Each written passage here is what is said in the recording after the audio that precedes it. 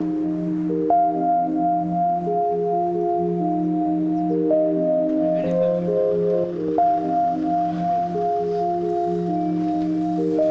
niveau de la répartition des rôles, lors de l'entrée dans l'établissement, la BAC, les effectifs en civil commencent à rentrer pour annoncer le contrôle. Les autres effectifs du roulement, eux, s'occuperont de la sécurisation sur l'extérieur. 20h30, commissariat de Creil. Dernière recommandation du lieutenant Dubois, le chargé d'opération. 18 fonctionnaires s'apprêtent à effectuer des contrôles dans les bars. La ville s'endort peu à peu.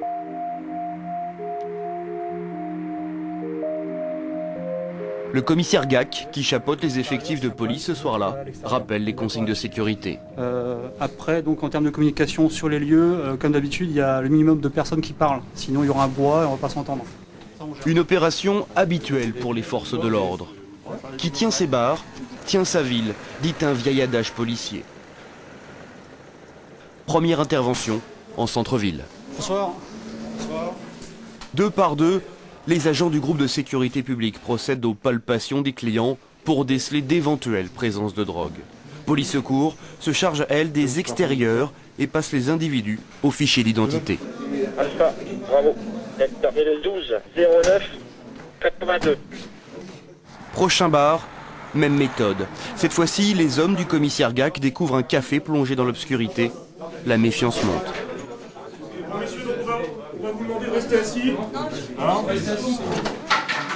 C'est facile de généraliser et de dire calmez-vous. La lumière rétablie, le brigadier Gorenflot relève en compagnie d'un agent de la répression des fraudes les infractions administratives. La première partie des individus est inconnue. C'est inconnu. Ça s'improvise pas, cafetier. C'est une profession qui est hyper réglementée. Si vous le tenez pas, comme je le dis, ça marchera pas. D'accord ? Donc depuis le 19 novembre, ce monsieur gère son débit de boisson sans avoir fait aucune déclaration préalable. À l'issue des diverses auditions, donc une procédure judiciaire va être engagée. Il sera demandé auprès de la sous-préfecture de Senlis tout simplement une sanction administrative qui peut aller de l'avertissement à la fermeture. Cette nuit, une équipe cynophile de gendarmerie les accompagne pour traquer les éventuels caches de stupéfiants. Ici, rien à signaler. Il n'y a pas de problème majeur, donc... On avait déjà auparavant un commerce, donc on essayait toujours d'avoir... En fait, rigoureux comme ça, c'est parfait. D'accord ? C'est des opérations coup de poing, vous risquez pas justement de susciter une forme de désapprobation de la part de la population? Non, pas du tout, parce que parfois les gérants des boissons sont eux-mêmes demandeurs de notre intervention. À la limite de la PS pour vaquer. Après le contrôle de 4 cafés, les effectifs se séparent. Certains rentrent, d'autres font un passage par la gare de Creil. Les rondes sont essentielles au travail policier.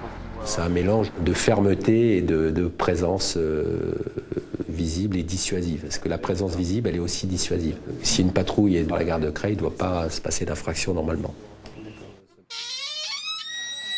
Minuit, retour au commissariat. Un moment de calme partagé entre collègues, propice aux échanges. Il a pris la porte dans la tête. Pendant ce temps, 2 policiers assurent l'accueil téléphonique. C'est ici que les appels du 17 sont reçus en vue d'une éventuelle intervention. Le délai est estimé à 7 minutes. En France, on comptabilise en moyenne un appel toutes les 11 secondes. Nous, quand on est passé, les collègues sont même passés par l'arrière, tout est fermé. Il n'y a pas de lumière et vraiment tout est fermé. Il n'y a pas de trace d'activité, c'est comme si le bar était fermé.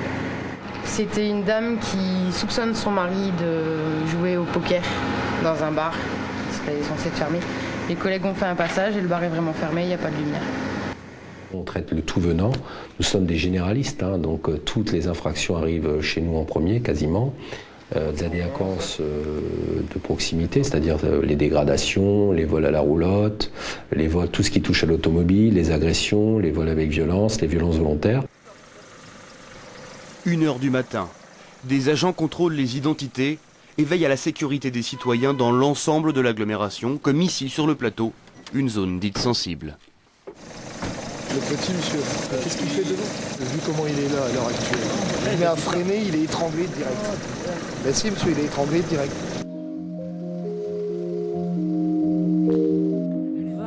« 24 fonctionnaires travaillent cette nuit-là sur les 150 que compte l'antenne de Creil. Un effectif, somme toute réduit, au regard de la délinquance parisienne qui se niche ici, avec peut-être un peu moins de violence urbaine qu'en Île-de-France. Il n'y a pas de renfort. Donc ils le savent, notamment la nuit. Ils comptent que sur eux. Donc ils ont un esprit de groupe. Il y a très peu de querelles de clochers entre les différents services, les différentes unités du commissariat. C'est pas de la démagogie, ce que je dis, c'est la réalité. C'est un effectif qui est relativement jeune aussi, donc qui reste très motivé. La majorité des policiers qui travaillent ici sont originaires de l'agglomération. À l'instar d'Emmanuel Delevac, en poste depuis 15 ans. Alors son métier, il l'a vu évoluer. C'était beaucoup plus violent quand je suis arrivé dans les années 90. Ça s'est calmé au niveau de délinquance quand même. On a quand même beaucoup moins de délinquance qu'à une époque. Et par contre, c'est un peu plus rajeuni dans la délinquance. Aujourd'hui, tout est un peu plus calculé. On surveille un peu plus les chiffres. L'activité est plus contrôlée, ou on veut l'optimiser. 4 heures du matin. La fatigue se lit sur les visages.